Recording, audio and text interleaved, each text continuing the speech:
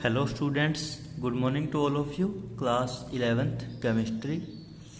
जैसा कि आप लोगों को पता है, लास्ट लेक्चर में हमने देखा था, हम पढ़ रहे थे एटॉमिक रेडियस के बारे में। एटॉमिक रेडियस के भी आप लोगों ने दो ट्रेंड देखे थे। एक बार हमने देखा था कि जब एटॉमिक रेडियस अक्रॉस पीरियड में थी, जो ये वाली हमारी टेबल बनी हुई है, और फिर हमने देखा था जब atomic radius down the group हम चल रहे थे या डाउन दी फैमिली चल रहे थे। तो देखिए बच्चे, जब हम अक्रॉस द पीरियड चल रहे थे, आप लोगों को पता है कि जो वैल्यू है लिथियम से लेके फ्लोरीन तक, वैल्यू के अंदर डिक्रीज हुआ था। ठीक है, ऐसे ही सोडियम से लेकर क्लोरीन तक जब वैल्यू देखी थी तो 186 से वैल्यू चली गई थी 99 के ऊपर, यानी कि उसकी भी वैल्यू में डिक्रीज हुआ है। बट सेम अपोजिट केस हो गया था हमारे पास जब हम डाउन द ग्रुप या डाउन द फैमिली चल रहे थे, कि जब हम लिथियम से लेके सीजियम तक वैल्यू देखते हैं तो 152 से 262, तो यानी कि क्या हो गया, वैल्यू के अंदर इंक्रीज। इधर भी ऐसे फ्लोरीन से लेकर एस्टेटाइन तक 64 से 140, तो यानी कि वैल्यू के अंदर डिक्रीज हुआ है। तो यहाँ से क्या क्लियर हो गया था कि across the period value decrease होती है और down the group value atomic radius की इंक्रीज होती है। ठीक है, अब देखते हैं आगे। आगे कहता है कि the two trend are explained in terms of the nuclear charge and energy level. कहता अब जो ये आप लोगों ने दो ट्रेंड देखे हैं, एक तो अक्रॉस द पीरियड देखा है, दूसरा डाउन द फैमिली देखा है। तो ये जो दोनों ट्रेंड है, कहता अक्रॉस द पीरियड में वैल्यू डिक्रीज और डाउन द ग्रुप में वैल्यू इंक्रीज, इन दोनों ट्रेंड को हम अब किसके बेस के ऊपर पढ़ेंगे? एक तो न्यूक्लियर चार्ज के बेस के ऊपर और दूसरा एनर्जी लेवल के बेस के ऊपर। ठीक है, देखिए कहता the atomic size generally decrease across a period. पता है, ये अभी हमने देखा था कि पीरियड में साइज है जो वो क्या हो गया था, decrease. Within the period the outer electron are in the same shell. कहता जब आप पीरियड के अंदर देखते हो तो जो आउटर इलेक्ट्रॉन्स होता है, आउटर इलेक्ट्रॉन्स का मतलब जो बिल्कुल लास्ट इलेक्ट्रॉन जब हम फिल करते हैं किसी ऑर्बिटल्स में, तो वो कहता क्या रहता है, सेम शेल के अंदर रहता है। देखेंगे ये एग्जांपल के साथ। And effective nuclear charge increase as increase in the atomic number. और कहता क्या हो जाता है, जो इफेक्टिव न्यूक्लियर चार्ज होता है ENC जिसे बोल देते हैं, कहता वो इंक्रीज हो जाता है। क्यों इंक्रीज हो जाता है? क्योंकि कहता एटॉमिक नंबर भी इंक्रीज हो रहा है। ठीक है, अब इन दोनों के बढ़ने की वजह से, इंक्रीज होने की वजह से कहता रिजल्ट क्या आता है, resulting increase in the attraction of electron to nucleus. तो कहता इसकी वजह से जो इलेक्ट्रॉन्स की अट्रैक्शन है न्यूक्लियस के साथ वो बढ़ जाती है। ठीक है, अब देखते हैं एग्जाम्पल्स पीरियोडिक टेबल में। देखिए इसने कहा था कि जब हम अक्रॉस द पीरियड जा रहे हैं तो जो आउटर इलेक्ट्रॉन है वो कहता सेम शेल में रह रहा है। कैसे? ये हम यहाँ से यहाँ जा रहे हैं, ये पीरियड है हमारा। तो सोडियम से जब मैग्नीशियम में जाते हैं तो सोडियम का नंबर है 11, मैग्नीशियम का नंबर है 12। अब इनकी इलेक्ट्रॉनिक कन्फिग्रेशन देखिए, सोडियम को कैसे लिखेंगे, 1s2 2s2 2p6 3s1, यानी कि s1 3s1। ठीक है, और जब मैग्नीशियम की लिखेंगे तो क्या आएगी, 3s2। अब देखिए दोनों के जो इलेक्ट्रॉन्स है, इसके भी 3s1 में है, इसके 3s2 में है, तो दोनों का जो शेल नंबर है s है या 3 है, दोनों का क्या है, वो सेम है।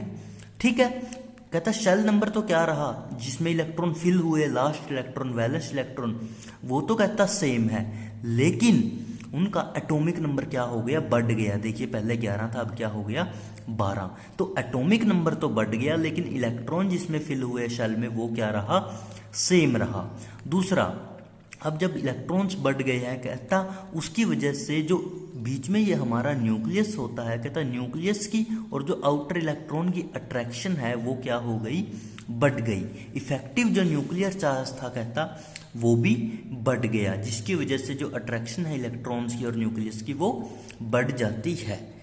ठीक है, ये था पीरियड की एक्सप्लेनेशन। सिर्फ यही 3 छोटे छोटे पॉइंट्स होते हैं कि पहला तो जो एटॉमिक रेडियस है वो डिक्रीज हो जाती है। क्यों डिक्रीज होती है? क्योंकि जो लास्ट इलेक्ट्रॉन्स होता है वैलेंस इलेक्ट्रॉन वो सेम सेल के अंदर लाई करता है।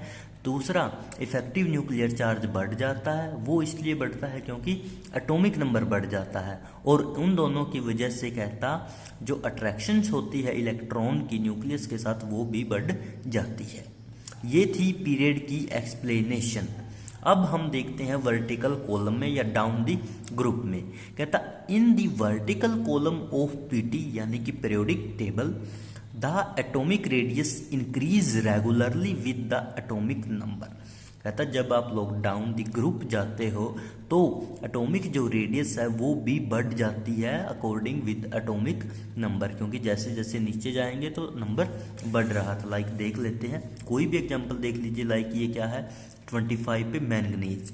अब 25 से अगर नीचे देखें टेक्नीशियम पे 43, फिर रुथीनियम पे 75। तो वैल्यू क्या हो रही है एटॉमिक नंबर की? 25, 43, 75 वैल्यू बढ़ रही है, और ऐसे इनकी एटॉमिक रेडियस भी बढ़ रही है। तो ये हम क्या कर रहे हैं, डाउन दी ग्रुप चल रहे हैं। ठीक है, अब देखते हैं इसका आगे।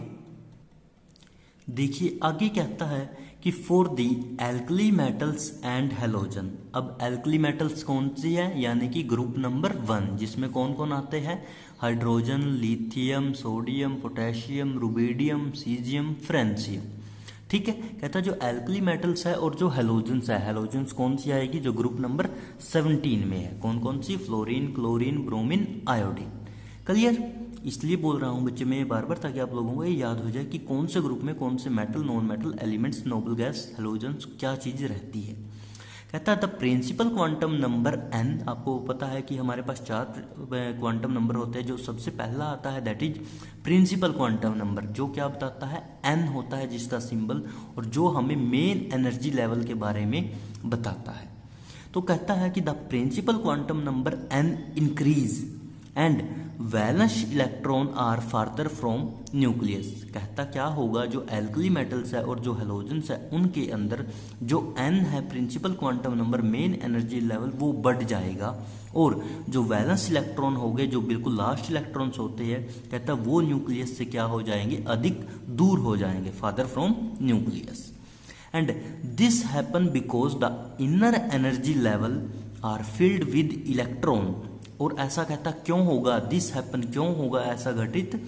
क्योंकि जो इनर एनर्जी लेवल होते हैं वो फिल्ड हो जाएंगे पूरी तरह, किसके साथ? इलेक्ट्रॉन्स के साथ। ठीक है, which serve to shield the outer electrons from the pull of nucleus.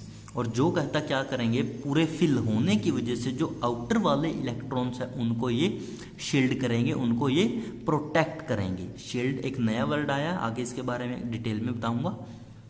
तो कहता from the pull of nucleus consequently the size of the atom increase as reflect in the atomic radii. तो कहता उसकी वजह से जो एटम का size होता है वो क्या हो जाता है? बढ़ जाता है according to their atomic radii. एक बार दोबारा देख लीजिए इन पॉइंट्स को। कहता जो एल्कली मेटल्स है या जो हेलोजन्स है उनके अंदर प्रिंसिपल क्वांटम नंबर बढ़ जाता है, जिसकी वजह से जो वैलेंस इलेक्ट्रॉन होते हैं वो क्या करते हैं? न्यूक्लियस से बहुत अधिक दूर हो जाते हैं। और ऐसा क्यों होता है? क्योंकि इनर वाले जितने भी ऑर्बिटल्स है, एनर्जी लेवल है, वो सारे फिलअप हो जाते हैं इलेक्ट्रॉन्स के साथ, और वो सारे इलेक्ट्रॉन आउटर वाले इलेक्ट्रॉन्स को शील्ड करते हैं, प्रोटेक्ट करते हैं न्यूक्लियस से। ठीक है, और जिसकी वजह से कहता है जो एटम का साइज है वो इंक्रीज हो जाता है as reflected in the atomic radii. Clear है यहाँ तक? उसके बाद ये बोलता है, कहता हमारे पास क्या है? Atomic radii of noble gases. अब हम किसके बारे में देखेंगे? नोबल गैसेज के बारे में। नोबल गैसेज कहाँ पे आती है? पता ही होगा आप लोगों को, ग्रुप नंबर 18 में। ठीक है, ग्रुप नंबर 18 में क्या आती है हमारे पास? Nobel gas. देखिए कहता atomic radii of noble gases are not considered here. कहता हम यहाँ पे सिर्फ किसकी बात कर रहे थे? एल्कली मेटल्स की और हेलोजन्स की। हम कहता यहाँ पे नोबल गैस के बारे में डिस्कस नहीं कर रहे। क्यों? Being the monoatomic their non bonded radii value are large. In fact, radii of noble gas is not compared with the covalent but with the van der Waal radii.